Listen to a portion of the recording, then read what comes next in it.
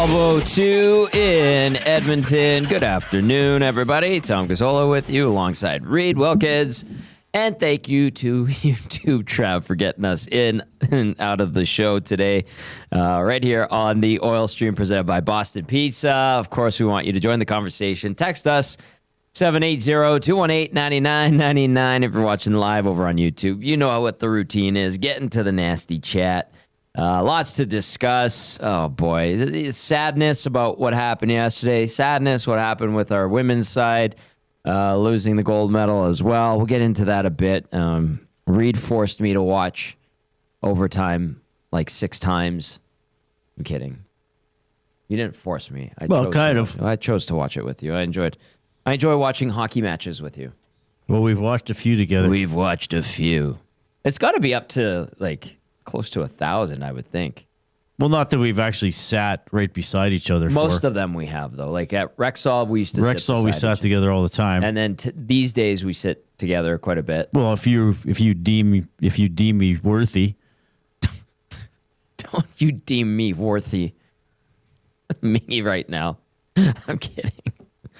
We'd say, okay, hundreds together. Yeah, for sure. Yeah, at least, absolutely. I'd say probably like 400 or 500. Yeah, probably. Yeah, that's quite a few. That's quite a few. Well, yeah, because we wouldn't count the road games. No, but a lot of home games. Because just out of curiosity, I added it up when I left Ched. And I think regular season plus playoffs, I hosted 900 and some broadcasts. Wow. But you were already like 5 or 6 years into hosting pre and post game when I took over pre and post game on 1260. Yes. So you had a big head start on me. And then you're on post game for home games with us. Yes. And have been for the last couple of years. Yeah, but are you counting every Oilers game that's been on that we've been watching at the same time? I can't count that high. Well, no. The number of games that we've actually sat together for would probably be in the low hundreds. That's a lot. Because we did sit together when I was producing Oilers Now. No, that's true. That's a couple seasons right there. Yeah.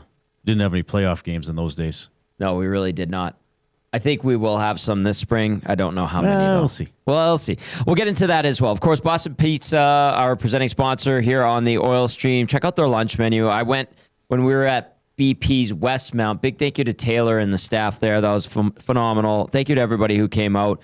We had a good crew. Aaron, Darren, Kenzie. There was also Norman Combine, Big Uke, and then another crew as well. The names elude me, but they only wanted to talk to Dusty, which is understandable, and they made me take a picture of them with Dusty, which is also understandable because I'm good at framing photos.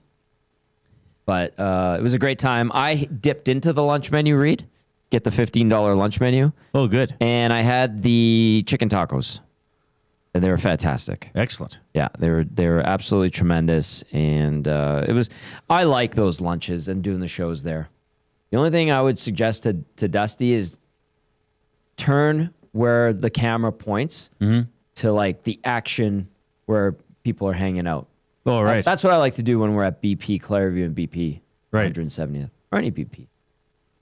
But like when we're at Hudson's, if we're on Bourbon Street, it's tough because they give you a specific area and you're by the door. You've been to that. You've seen it, right? Yes, I have. Yeah. And then Hudson's White, you get there as well. You get White Avenue in the background, and especially when the sun's going down, it looks great. I remember that one day it was like it had rained and it was really muggy, and you looked like it was so hot in there. You were gonna sweat. Yeah, I was sweating profusely. Hey, Tommy, gonna make you groove, gonna make you sweat, gonna make you host. Anyway, something like that.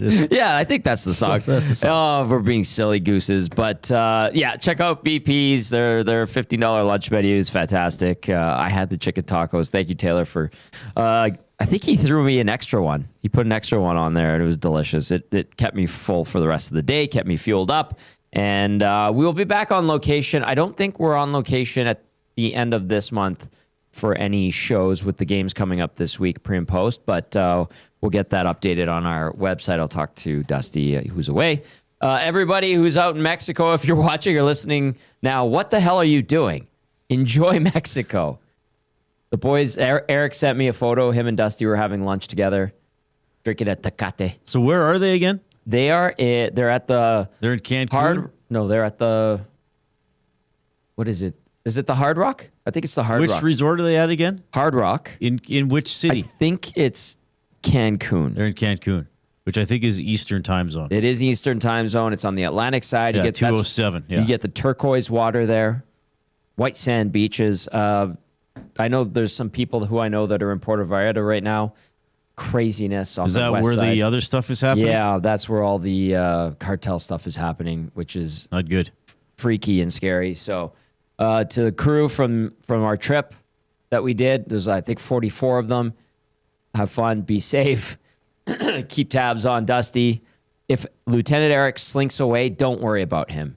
He always pops up. He's fine. He comes back. He just that's what he does. He slinks away. He's like a ninja. But hope it's going to be a great trip. It probably already is. And everybody here's pitching in, filling in for the boys. Good job by Hernan and Joaquin on the morning show. And then we had Glue Guy doing the lock shop, and then you're in for Dusty here on Oil Stream, and then Maddie's in for the boys on EST afternoons. So we're going to have a lot of fun this week, and let's kick it off with another great edition of the Oil Stream. So without further ado, you and I went over the OT, and first of all, I want to say this. That was tremendous hockey. Yes. I think that was the best hockey in the world that we witnessed yesterday. Well, it was up there. Yeah. I mean, I still, for me, now this is the thing. When we talk about your favorite or your best, often something you experience between about the ages of 12 and 20 tend to resonate. Yeah. Or maybe 10 and 20. Yeah. I mean, I still look back as the 87 Canada Cup Which was amazing. as one. the ultimate Canadian victory, Yeah. because it was an incredible Canadian team. Gretzky and Lemieux both on the team. Fewer in net, Coffey, Bork, all these great players. Yep. I'm going to rattle off the roster right away. Yeah, and playing with, I know we just tend to say the Russians, but at that time it was the Soviet Union. Yes. Because all the satellite Eastern Bloc nations were still a part of that country. Mm-hmm. And, there weren't those players from Eastern Europe in the NHL, very few. So there's still a lot of mystique to playing them. There was the capitalism against communism stuff. There was the 72, Summit Series was something that I heard about as, lore that I wasn't quite born for. So that was my first experience to really see a great Canadian victory, best on best, dramatic, incredible hockey, 6-5 games. Yeah. So that's still up there for me. But clearly yesterday's game, just the tempo it was played at. I thought it might be, not that it wasn't physical, I thought it might be more physical than it was. I knew there were a couple scrums and a couple of big hits. Mm-hmm. I wondered if anybody was really just going to take a run at somebody. Tom Wilson, who was that on Larkin? Yeah, I guess he That was did. a great hit. I guess he did. But it was an incredible game. And I mean, I know we'll talk about it. Yeah. Well, I'll save the rest of my thoughts. But that was a magical hockey game. Yes. The result was awful for Canadian fans. Heartbreak. But let's face it, everybody, and this is like most of the world didn't care who won, or they picked a team for X reasons. Right. They picked Canada because they hate the States. They picked the States because Canada always wins in hockey. They picked Canada because they like McDavid. They picked the States because they hate McDavid. Mm-hmm. That's part of the fun of being a casual fan, right? So if most of the world saw an incredibly entertaining game and probably forgot about it 10 minutes later and went about their lives. Yep. We here are, a little bit disappointed and sad, and that's understandable. I said to you, I'm like, I couldn't watch the highlights after. I didn't even want to watch the medal ceremony. And I would assume there were a lot of people who were kind of the same way. And I made the joke, and I said it on the hangout that like 20 minutes after Jack Hughes had scored to win it for the Americans, I kind of like looked outside from my living room read to downtown. I could see 103rd Street. I can see a bit of 104th Street. And there was just nobody out there. Really? Not that it was warm or anything either, but it just looked desolate. Like the way it looked outside, I thought reflected how people were feeling in much warmer areas, obviously indoors. But I was just like, it was gray. It was very drab. I was sad. Just looked sad outside. It was the moment was very real. And I just kind of like folded my arms and I stared southeast. And I'm like, this sucks. Okay. The 1987 Canadian team was formidable. Yeah. I'm going to list the roster. Like, this roster is sick. Dale Hawerchuk, Mark Messier, Mike Gartner, Glenn Anderson, Kevin Dineen, Michel Goulet, Brent Sutter, Rick Tocchet, Brian Propp, Doug Gilmore, Claude Lemieux, Mario Lemieux, Wayne Gretzky, Doug Crossman, Craig Hartsburg, Normand Rochefort, Yeah. James Patrick, Raymond Bourque, Larry Murphy, Paul Coffey. Goaltenders, Ron Hextall, Kelly Rudy, Grant Fuhr. Coaches, Mike Keenan, John Muckler, Jean Perron, and Tom Watt. That is a who's who. Yeah, that's amazing. I don't know much about Norman Rochefort, or I know Craig Hartsburg was a good player, and then he obviously became a coach. James Patrick seemed like he was okay. I vaguely remember him. Very good player. When I was younger. And then Doug Crossman, I vaguely remember as well. Crossman was good. He was on the Flyers. I think Hartsburg and Rochefort were, I think they were a pairing. Hartsburg was with Hartford? No, at that time? He might have been with Minnesota. Minnesota. I think Craig Hartsburg was Minnesota. Okay. And Minnesota was decent in the late 80s, they were okay. early 90s. They were a playoff team. Yeah, he only played for Minnesota, 570 games. Okay. And then he became a pretty good coach. And I think he went into management at some point. But, he was a high draft pick too, Craig Hartsburg. Sixth overall in 79, baby. There you go. Anyway, that's sick. And then the team you looked at yesterday that picked up the silver medal, also sick. I know there's debate and argument over which guys shouldn't have been there and which guys might have had an impact. I don't know. They were so close to winning that conversation would have been moot point regardless. Like if they had won, if McKinnon had buried that empty net, or if Taves, tucked it, didn't elevate the puck, and Hellebuck didn't make that crazy save. If they capitalized on that power play late in the game, what if what you and I were talking about in OT that you noticed that I think we need to discuss as well? I went back and watched the overtime this morning. And forced me to watch it. I couldn't do it. Yeah, I'm sorry. I mean, first of all, I mean, we're nitpicking here, but they lost, so we got to look at things. Canada's strategy in overtime was kind of a curious one because they had the puck most of the time. Now, Binnington made that incredible save. Yep. That was as good as the Hellebuck save. Yes. And that was the long shot by who one time that one? Was it not Hughes? Quinn Hughes. Yeah. That was an incredible glove save. I mean, I thought, it's over right there. And then it's like, did he miss the net? And Cuthbert's going like, he stopped it. And then I'm like, they showed the replay. And it's like, that's an incredible save. But Canada, they kind of had a plan to get the puck into the zone with the drop, the power play style drop pass, playing 3-on-3, and it helped Marner win the game a few days ago. Mm-hmm. In this case, they did it. McDavid goes in, tries that shot, fans on it. That was, to me, an odd decision. McKinnon had a 1-on-2 while Canada was changing, took a wrist shot from between the circles, didn't wait for a regroup or tire out the United States. That rush by McDavid, I know some people were criticizing.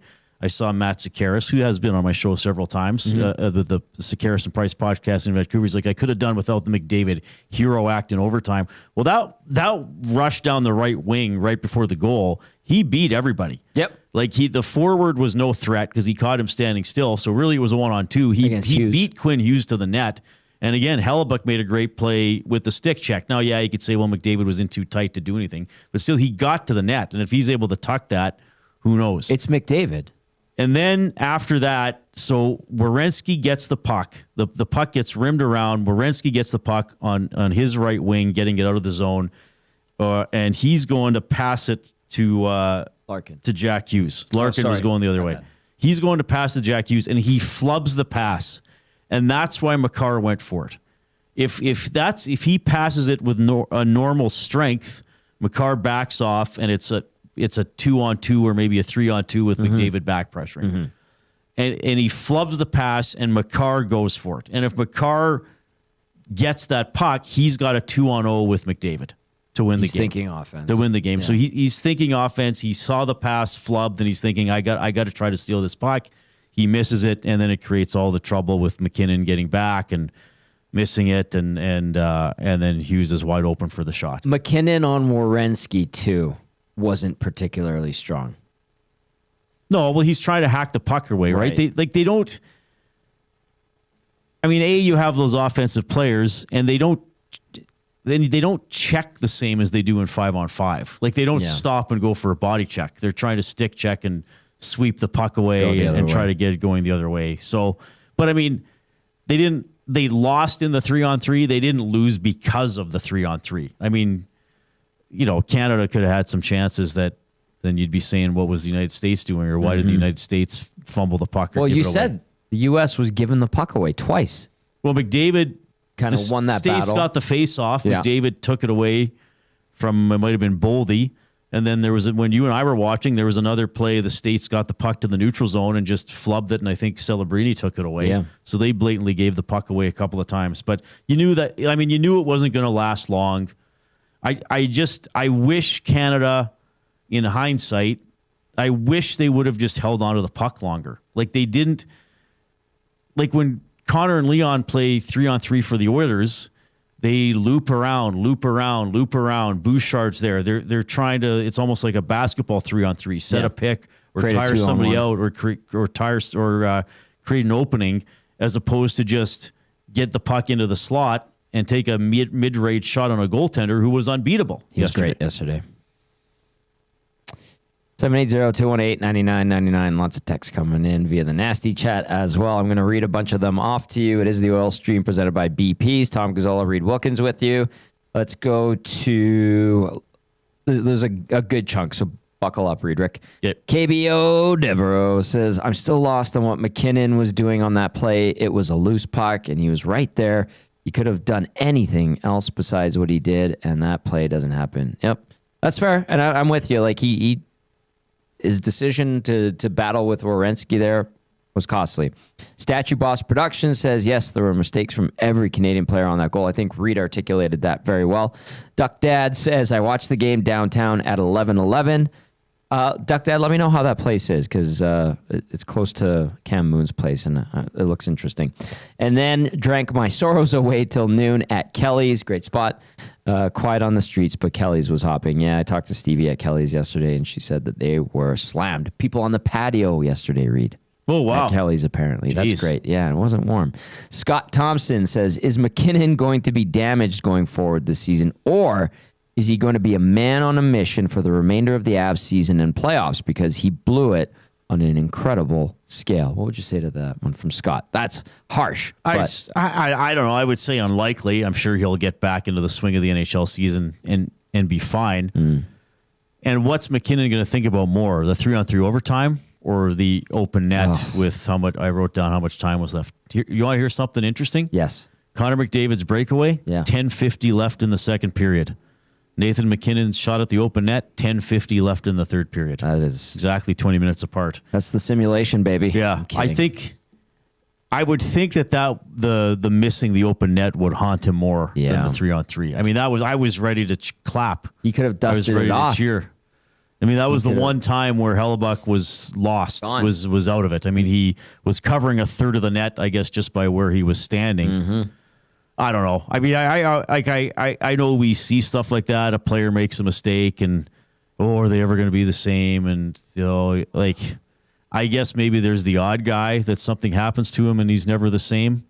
I mean, I'm trying to think, but I don't think somebody like McKinnon. I think there was one of the guys that people are going to laugh at me remembering this. That this is the first thing that came to my mind. But in 1991, when Jimmy Connors had that great run at the U.S. Open when he was like 36 or 39, and it might have been Patrick McEnroe. He came back from 2 sets to down and kind of. There was one of the guys he beat in an incredible comeback that was just wrecked after, but he was never a star. One of the top tennis players. Like how many top guys? I don't know. Was Tommy Salo? Oh, Barry just put that in. Was Tommy Salo wrecked by the goal off the head? I guess maybe that would count. And now maybe you wouldn't consider Tommy Salo a top guy, but he was an NHL All-Star at that point. Yeah, he was a very good player. Multi-time NHL All-Star. But I mean, Steve Smith, he'd be a top 10 defenseman in Oilers history. Still helped them win cups after his play, and that was as a rookie. Yeah, he's such a good man. He's a good man. Yeah, he's a great guy, Steve Smith. I think McKinnon will be fine. I think he'll be okay. He's got that steely resolve. Steve Smith told me something very interesting. We had to do a documentary for, I think it was the 85 team, or was it Farewell Rexall Place? Because we did all these like moments, and one of them was that goal, and then obviously Steve Smith had the redemption. And he's like, Tommy, he's like, I know I need to talk about it. I don't like talking about it, but for this special and for the documentary, I'll tell you. Right. So I finally got to that question about 86 and the goal against and banking it off of Grant Fear's heel. And he said, that taught me a lot. And one thing that has stayed with me for the rest of my life and always will was I never cheer against anybody. I always root for people. Right. I always want them to succeed because of what I went through, what I experienced, what people said to me. He's like, that changed me to be a better person. And I always want people to have success, and I cheer for them and I root for them. And I was like, that was amazing. And he almost started crying. So that's a good one. Yeah. If he can bounce back from that in 1986, and then remember Gretzky gave him the cup first in 87. Yeah, I remember the look on his face. Like, amazing. Yeah. Yeah, that's a good point. I mean, because a lot of times your team is out of it, so you take satisfaction in somebody else losing, but it's not the same as the satisfaction of seeing somebody you support succeed. Yeah. So that's a cool thing that he took out of that as a positive. Like, don't take what's it called, Schadenfreude, the German expression, taking joy in other people's failures, failure and miseries. Yeah. Now, having said that, Faustin Matthews would have screwed something up yesterday. My mom would have held the parade. Louise, I don't blame her. All right, text us. So there's a couple more here. Casino Dealer Jay says, I bet that McKinnon and Makar will be upset. Play like beasts this playoff. Nothing like igniting another team in the West to make it even harder for the Oilers. I think the Oilers have their own problems to deal with, and we're going to dive into that in the second half of this show. Liquid Beaver, thank you. They are at Planet Hollywood, not Hard Rock. I'm sorry. I apologize. Let's go over to the inbox. Haas texting in says, McKinnon did not have a very good tournament. Hellebuck was the difference in that gold medal game. Did you see him puking up blue Gatorade? McKinnon a couple games ago. I never saw the actual shot, but yeah, I heard about it. It was the thing. How sick might he been? Who knows? Yeah. It was very difficult catching highlights on Twitter or social media because the IOC is like very stringent. They shut that down so fast if you're not a broadcaster and don't have the rights. Jackie Redmond was posting. She was on the BBC international feed or something like that. And even her interviews were being taken down. Oh, really? Yeah. Wow. And then there's a bunch of a-holes ripping her. For what? Telling her she's not. There's always going to be those people. We see it too, but not to the extent of a Jackie Redmond. And I just text her. I'm like, don't listen to these idiots. What were they saying? Just telling her that she was terrible. And then she congratulations. got baited into it because she was reposting and being like, how many Olympians have you? And I'm like, just don't. Like, just and I get guilty of it too. I'll read some stuff. I'm like, you don't know what you're talking about. And no, I was like, but it was a reminder for myself. Anyway, Jackie's phenomenal. But they're very stringent on those clips, and they were taking down hers, and she was part of a broadcast consortium. Oh, that's weird. Yeah, Louis DeBrusque was also on a broadcast. I think she was on the broadcast with Louis. Well, he was doing BBC hockey. He was some international one. Oh, okay, cool. His play-by-play partner was British. And using like British terms like off the post, he's saying off the uprights, off the woodwork. Oh, nice. And Louis like, anyway. Troll texting in says, all I know is I don't want to hear any more crap about Bouchard's defensive play after Makar blew it on 2 goals against yesterday. Big game players make mistakes sometimes. Troll, you're going to hear a lot about Bouchard. And then Troll adds, that goal wasn't 100% on Steve Smith. Fuhrer wasn't paying attention either. Okay. Yeah. They won the cup next year. Eden says, boys, Tommy Salo was never the same after that Belarus goal in the Olympics. 2002 for the younger crowd. It was a slap shot against Belarus in the quarterfinal and just like a dump in basically. And Tommy Salo kind of ducked and tried to trap it with his glove. It hit his glove, bounced over and trickled in. Yeah. And it wrecked him. Yeah, who were they playing? Belarus, sorry. Yeah, and then Canada got Belarus and just mopped Right, the floor we got with the them in easier semi. matchup, yeah. Yeah. Library Pat says there's what ifs on both sides in yesterday's game. If the double doink shot had gone in, then USA would have probably won without so much drama. The double doink, yeah, that was a crazy moment too. The first 15 minutes of that game, I thought the pace was amazing. Yeah. Absolutely amazing. I agree, and it was very even. But then Canada, I mean, especially the second period. I mean, what were the shots? Well, they outshot. I think it was like 9-9 after the first. It was 9-9 after the first. Then Canada basically doubled them up the rest of the way. Yeah, the shots in the second and third period combined were 33-18 for Canada. So they wound up 19-8 in the second period. Didn't Cuthbert say they were 13-2 or something like that at one point? They were on a great run for a while there. I mean, this is going to be maybe a weird thing to say, but if anything, to me, that loss proved how good Canada is at hockey. Yeah. I mean, I don't think, to me, this is not a tear it apart moment and we're not developing good players. Now, the U.S. is scary because they're going to continue to build. This is going to create even more generations of hockey players. And let's face it, they have close to 10 times our population. Mm-hmm. So, if some of their better athletes start playing hockey, then, yeah, I mean, they're going to be a contender. But, I mean, Canada played good old Canadian hockey for most of that game. Yep. And, I was thinking about this last week, and it's not going to resonate as strongly because Canada lost, but I can remember international hockey since 1981, since the 1981 Canada Cup. Okay. And Canada didn't win that. We got blown out 8-1 by the Soviets in the final. So I've seen a lot of international hockey since 1981, and Canada doesn't always win. And sometimes we don't look very good in a tournament, but we're usually a contending team. And you can talk a lot about the skill and picking the teams and all that kind of stuff. But to me, two words that define Canadian hockey, one word especially, like resilient, and I guess the other word would be relentless. And if you look at how Canada played in the 3 playoff games at the Olympics, I think resilient and relentless define how we played. I mean, didn't go away in the quarterfinal and the semifinal. Like had to come from behind. Had to score dramatic goals. And then even in that final yesterday, that was just a relentless second period. So unfortunately, they only got 1 goal. They needed another one. But I don't think this is like, let's look at Canadian hockey or Doug Armstrong's an idiot. Like they played awesome. They played awesome. Sure, maybe this guy would have been better on the team or whatever, but they played awesome. And so what is it now? 6 Olympics that have had the NHL players? 98, 02, 06, 10, 14, 26. Yeah. 3 gold medals and a silver. Pretty good. Like that's pretty good. So, and then you look at all, the junior tournaments and all that stuff. Like I know the World Juniors don't win every year, but they're always good. And to me, those 2 words, that's Canadian hockey, relentless and resilient. We do not go away. We play for each other. Like we're good at figuring it out. And yes, it was fun to beat France 10-2, but that's not what it's all about. No, it's beating the Soviets 6-5 in 87, like I was talking about, when you're down 3-0, 12 minutes into the game. It's winning the quarterfinal. It's coming back from 2-0 down against Finland in the semis. And then even it's how they played in most of that game. And I mean, I hate to say this, but it's a little bit like, hey, you can't win them all.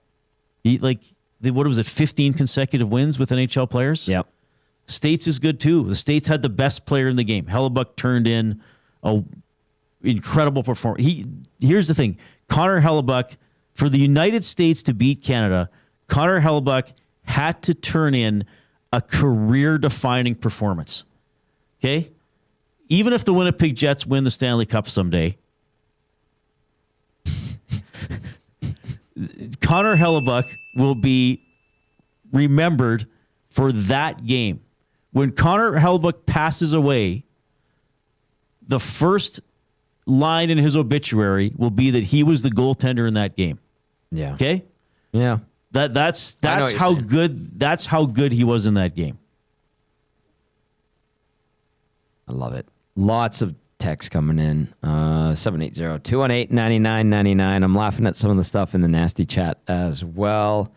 Edmonton Oil 83 says, I don't think anyone who's intelligent is taking solace in the fact that they played well with that roster and you don't win. No, there's no solace in it. I'm not taking solace in it. And thanks for indirectly calling me stupid. Like if you had any balls, you would just say, Reed, you're stupid. No, I don't think they're saying that. No, that's exactly what he's saying. But with that roster and you don't win, well, look at the United States roster. Like, quit acting like Canada is entitled to win every single hockey competition just because we're Canada. But that's my point, though. That's why it's special, is because we work for it and we earn it, generation after generation. Relentless, like Canada, and resilient. Yes, Canada didn't deserve this to be handed to them. No. Okay, and I'm not saying that I'm happy about it or anything. I'm just saying if you look at the game flow. Yes, it's about scoring goals, but you can't say that this team didn't generate enough. You can't say they didn't stand up to the United States. You can't say, they didn't take some punches in that game and give some back. They did. If it makes you feel better, Amish Man 19 says, very true and reasonable, Reed. So, thank you. Yeah. All right. 780-218-9999. Hop into the nasty chat as well. It is the Oil Stream, and we're inside the Popeyes Louisiana Kitchen Studios. Go check out the mini sandwich trio. We got the classic spicy and blackened. Choose your favorite and mix and match with the mini chicken sandwiches together. So classic, spicy, and blackened. Reed, I know you love Popeyes every time you get it and you're nibbling on it. That's good. It is very good stuff. They have the $4 faves as well. When Hernan and I lost that bet to Dusty about Kapanen staying on the second line, we went and we got Dusty his meal, which was robust. It was more than enough for him. Plus, probably like Marshall could have had a full meal with how much Dusty ordered himself that day. Thank you very much. And then we just loaded up on the $4 faves, and then everybody got to eat. It was it was awesome. Really, really good. So love Popeyes. Go check them out. And they've got the $4 faves and a lot of specials going on. Big thank you to Kyle Furby, our buddy who is partnered up with us here at EST over at Popeyes. He also has, oh God, what's the hot sandwich place? Which one? The Subs. From the morning show? Yeah. Firehouse? Firehouse. Yeah. Furby's in on that too. So those are delicious. And they have a deal when the Oilers, what is it? When they score or they win by 2 or something? Oh, I can't remember. I can't remember. It's a promo on another show. We'll get into that later. So let's go into one little thing here. We're talking about players being broken after like a bad play in a game. Yeah. And I saw it earlier in the nasty chat. I think it was from Mex Bezozu. It is from Mex. Koskinen, after that Vancouver game, you'll remember this one. Yes, I do. 4 goals on 4 shots through 12 minutes, and then after the 4th goal, he tried to break his stick and couldn't even do that. Oh, yeah, that's right. Yeah. I forgot about that. Mex, great memory. Reed, I knew you would remember that one. All right, I do, because that's one of the few times I made Bob Stauffer laugh. Oh, really? Because I started overtime open line, and Bob was still on headset. Yeah. I was like, what's Gretzky's old expression? You score in 100% of the shots you take? Oh, no, that only applies to the Canucks today. God, Koskinen sucked. But then people argue that he had decent numbers. He did have decent numbers at times. Yeah, but then he had totally like good stretches. blow it. The problem with him was like his low end was very low. Yeah. The Firehouse, delicious subs. Thank you, Vandalay Industries. Say Vandalay Industries. Say Vandalay Industries. Art Vandalay here. Okay, so we've got games coming up. The Oilers back in action. I know they've been back on the ice for basically a week practicing. They're flying out today as they get set to take on the Ducks, and they're getting in, a little bit earlier than they normally would. They'll have the full day today and tomorrow, and then they play Wednesday in Anaheim, Thursday in LA. Both of those 8:30 starts our time. Yeesh. And then Friday they'll fly. They'll fly Thursday night to San Jose. They'll have Friday, probably take a day off, and then they're in action on Saturday afternoon. Oh, maybe they'll be on the ice on Friday. Quick skate. We'll see. So they probably would. Yeah, because you don't have a pregame. The matinee? Yeah. The thing is, though, can they fly into San Jose that late? If they wanted to stay in LA, they could. Because San Jose's that airport with the noise restriction? 11:30, yeah. Right. It has the Yeah, you have to get out by 11:30. Right. Sometimes we would actually fly. Getting out or getting in? Both. Oh, it's both. Okay. Yeah. Sometimes we would actually fly out of Oakland. The plane would be waiting for us in Oakland. Right. And we would drive to Oakland and fly out of there. Yeah. Well, maybe they'll give them the day off. I don't know, and just go play another game. Who knows? Maybe. I mean, it's going to be interesting. Anyway, so nothing's a given with the Oilers right now. I know people are excited about Paul Coffey being back behind the bench. We'll see where McDavid's at, like getting readjusted to North American time, as he's been in Europe for the last little while. Draisaitl's back. Szymanski's back. Szymanski played with the Condors. Yeah, McDavid might not play. He might not play, yeah. Knobloch said that yesterday. The Oilers, of course, just as a refresher, have dropped 3 straight after winning 3 in a row for the first time. Yep. 64 points through 58 games, 28, 22, and 8. They are 4 points back of the Vegas Golden Knights, who have a game in hand. They are 1 point up on the Seattle Kraken, who have 2 games in hand.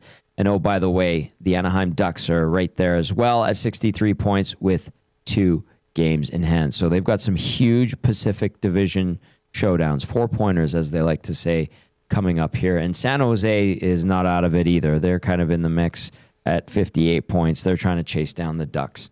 So they're going to be feisty as well in that matinee game on Saturday.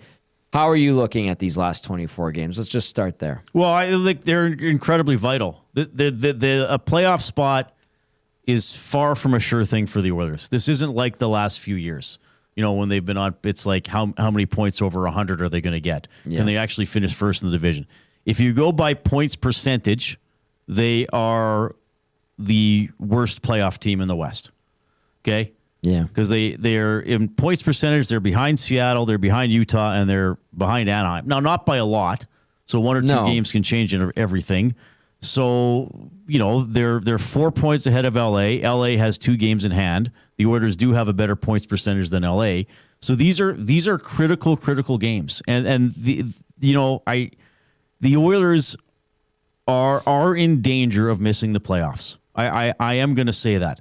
I don't think they will. I still think they're going to get in. But these are critical games. Like they can't afford to, come out of this with, 5 losses in 7 games out of the Olympic break. No. If that happens, they will be out of a playoff spot, both by points and by points percentage. And these games they play here, these are all teams hovering around them in the standings. Like you just said it, Tom. Anaheim's barely in a playoff spot. LA's barely out. San Jose's dropped a little further back. Yep. But they still think that they can go on a run and get in. And as we've seen, they got one of the most exciting players in the league with Celebrini. So these are critical games. Like I think the Oilers, if they could go into California, only win 1, then it's going to be like, okay, it's getting really tense here over the last couple months of the season. And as we've talked about a ton, and this is going to be one of the storylines going forward, is can this team become somebody else in the final third of the season? And I know that sounds silly because I'm usually the person to say we know who they are. I'm rolling my eyes because every time I hoped they would turn a corner and change their identity for the better, they haven't. Right. So, they're going to have to scratch and claw for every point the rest of the way. Yeah. I mean, I don't think anybody in the NHL thinks that they have any team thinks that their own schedule is difficult. I mean, the Oilers don't have an easy schedule. You still got to play Colorado a couple times. You still got to go into Dallas. I mean, you still have games coming up against Vegas. Still play the Ducks a couple times, who are good. You still play Seattle, who have like they started good, then were bad, now they're good again. So can the Oilers actually find something with a little bit more of an identity and somebody or something more dangerous on the third line? Can they commit to defending more consistently and being a little more interested in the games? And then what kind of goaltending are they going to get? So, I mean, I'm covering off everything there. And this is why before the break, Jay and I did a segment on who's the most important Oiler after the Olympic break. And I think it's Connor Ingram. Because to me, he's by far been the best Oilers goalie this season. To me, he's the most likely guy who could give you, 9, 10 save percentages for several games in a row and clean up a lot of the mistakes that are being made. What say you? 780-218-9999 and get into the nasty chat as well.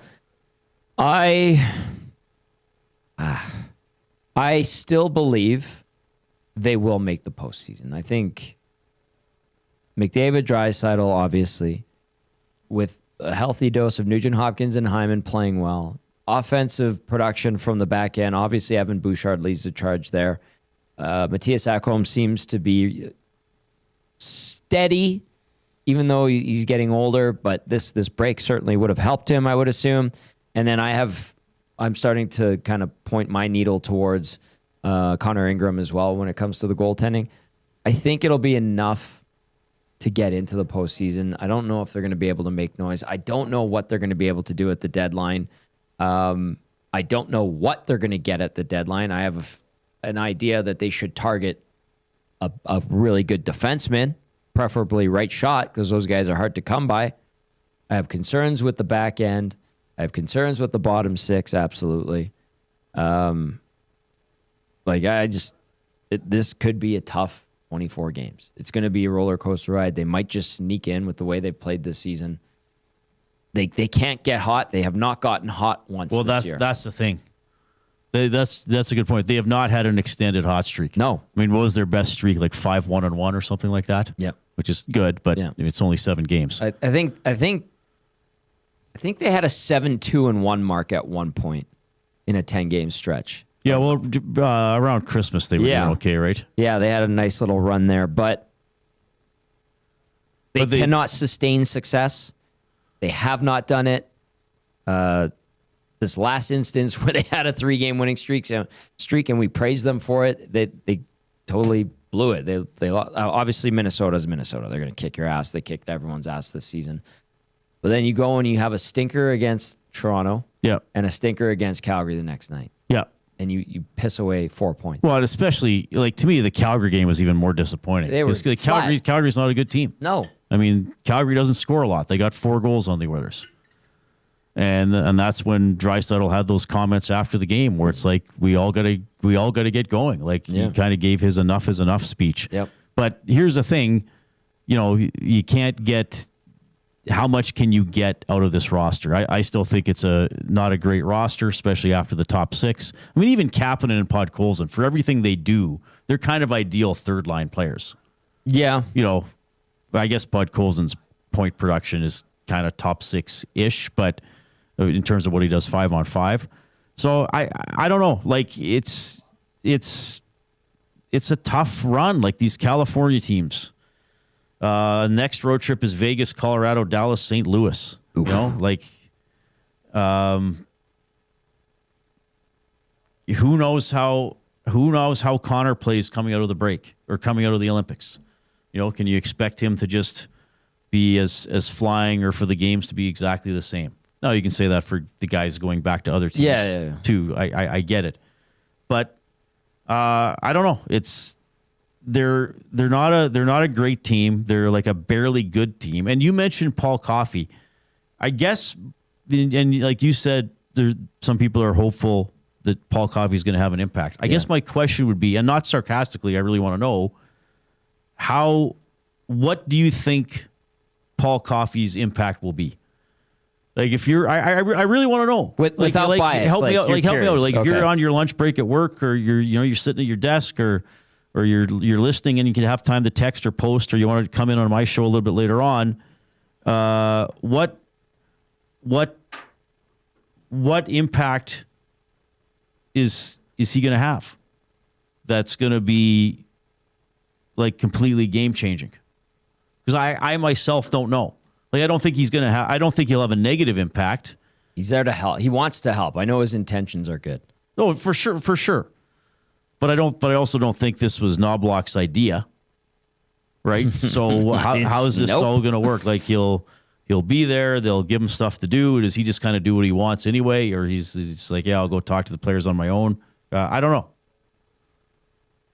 I mean, if Paul Coffey takes over and the Oilers play 700 hockey down the stretch and go deep into the playoffs, then I guess he should be on every coaching staff.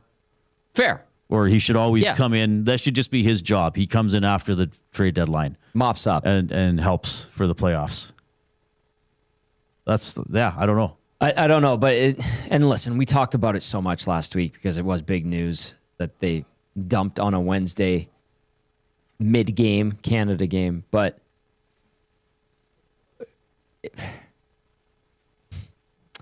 after this year, we'll see how it goes. Listen, I'm curious. I'm hopeful for Oilers fans, but there are so many ways that this decision will have a negative impact. The Coffey one? Yeah. Like going forward? Yeah. How so? Like, what are you worried about? Well, you got a head coach that has 3 years coming up here on his contract. I suppose you could just pay him to go away if you don't want him around anymore. How does that affect the dynamic with Jeff Jackson and Stan Bowman? What does it do to the new coaches? Because I feel like with his legendary status and his swagger, I mean, he's going to command that room now, and there aren't enough people to quote unquote stand up to him. Right. There's no Gulletson. I heard Schwartzy was, pretty staunch in his ways, and I say, Paul, like, hey, we're not doing it like this. Like, sometimes you need a good dynamic in the room, and not everybody just being like, okay, we'll do what he says. Right. That's all I'm saying. Yeah. Yeah, I don't know. It's like we talked about last week. It's weird. Doesn't necessarily mean I think it's bad per se. And it could work. But it's not as I said, it's a little bit of a decade of darkness move. And I know the team is not in that state anymore, but it's a little bit like, well, let's just hire this guy. Like, well, I don't know, Bob Nicholson's available, let's hire him. Well, I don't know, this guy's available, let's hire him. Or let's just throw all these people into the pot and see if something happens.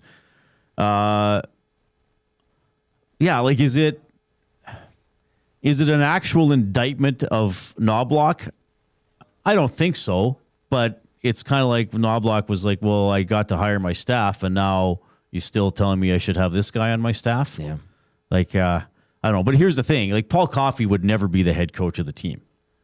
Never. I don't think he wants... No, I don't think he wants to. Pagnotta came on Hello Hockey, and he's like, I don't even think Koff wants to be doing this. Pags would know. He's got good connections in Toronto. Obviously, deep connections. I'm like, well, I haven't heard that, but sure. He wants to help. I know he wants to help. No, it's yeah, and I don't think he has any. I don't think he's actively trying to push anybody out. Like, I do think he wants to help. No. So, but he's got a big presence. Yeah. Yeah, that's just it. Coach Mike says Paul Coffey was always linked to Bouchard. But okay, always linked to Bouchard. Did Coffey have any impact on Nurse? He's having a tough season? And then this one from Bonnie Doonrod said, do you think the core players asked to bring Coffey back as he brought a different approach and perspective to the team? The players responded better with him. Bonnie Doonrod, everything I've been told is no. This is not a player's decision. No. I mean, Evan Bouchard is on pace to have his best season in the NHL. He's having a great offensive season. If you're I realize Bouchard is a frustrating player, but again, since his first 20 games, he's been better. He doesn't make as many big mistakes. He seems to always make more mistakes early in the season. He has 63 points in 58 games. That's his best points per game ever. I mean, he could have a 90-point season. If Coffey's being brought in to fix Evan Bouchard, I don't think Bouchard's the one who needs fixing. Yeah. Right? Yeah. So, per se, I mean, if you're bringing in him to have some sort of presence and remind players that they need to try harder, well, okay, we'll see, I guess. Yeah. We'll see. I don't know. It's just, like I said, it's just weird to me. Maybe there'll be something on the ice that 5 games from now I'll be saying like, oh, there it is. Yeah. But I don't know. I'm optimistic this works out for the better. But my mind keeps being like, this could create problems. So that's all I'm going to say.